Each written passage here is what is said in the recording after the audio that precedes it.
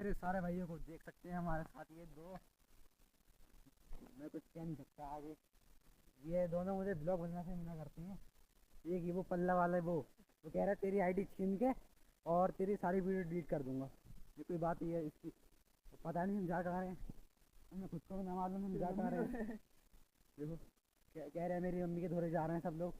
अब आप खुद बताओ मैं ऐसे कैसे कर जा सकता हूँ उसकी मम्मी के पास में? खुद बताओ कितना बड़ा चूतिया हंस रहा ऊपर से हंस। कहीं कहीं तो बता देख लो कहीं मत कहीं कही हुई, जो कुछ कही हुई हमें क्या मालूम। जो कहीं अगर आपके यहाँ भी कोई ऐसी बात करता है ना कि कहाँ जा रहा है ऐसे ठीक है, तो उसे पकड़ा गया ढूंढो अच्छे से।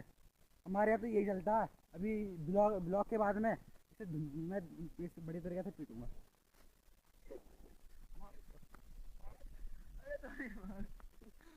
ऐसी ऐसी ऐसी धुना करो। सही है दोस्तों,